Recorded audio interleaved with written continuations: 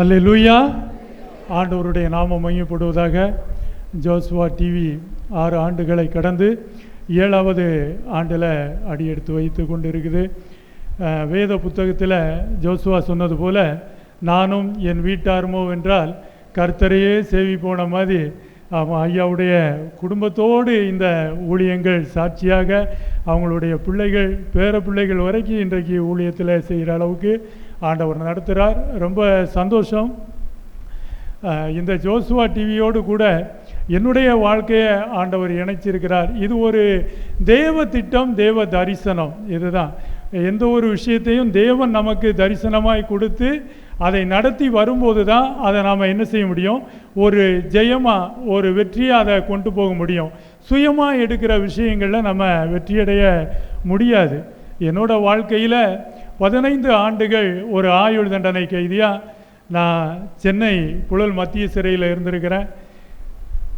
என்னோட ஊர் மக்கள், என்னை சார்ந்தவங்க எல்லாருமே அவன் நம்ம வீட்டுக்கு வரமாட்டான், அவன் சிறைச்சாலையில் தான் சாவுன்னு சொல்லிட்டாங்க.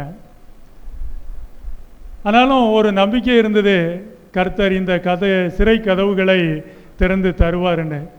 2024வது ஆண்டில் தான் நான் விடுதலை ஆனேன். விடுதலையாகி வெளியே வந்ததுமே இந்த ஜோசுவா டிவி, அல்லேலூயா. ஆமாம், கிட்டத்தட்ட 15 ஆண்டுகள் மண்ணுக்குள்ளே வச்சு மூடின ஒரு விதை தான் என்னுடைய வாழ்க்கை.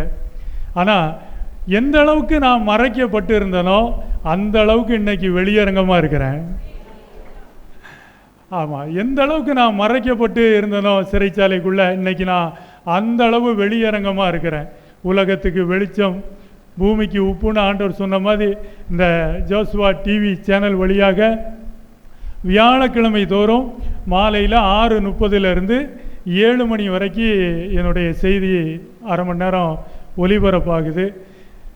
இன்றைக்கு யார் யார் அர்ஜுனன் செத்துட்டான்னு நினச்சாங்களோ அத்தனை பேர் வீட்டு சேனல்லையும் என்னுடைய செய்தி ஓடிக்கிட்டு இருக்கு.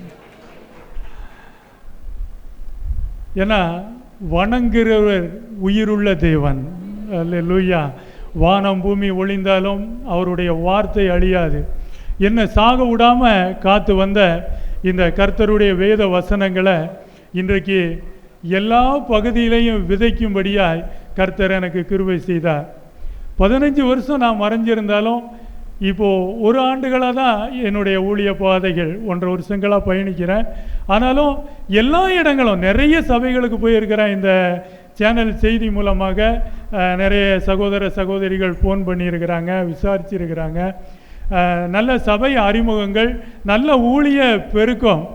ஆமாம், இன்றைக்கி எங்கே இருந்தாலும் நான் என்ன செய்கிறேன் அப்படின்றத என்னை யாருமே என்ன செய்ய வேண்டியதில்லை, வாட்ச் பண்ண வேண்டியது கிடையாது.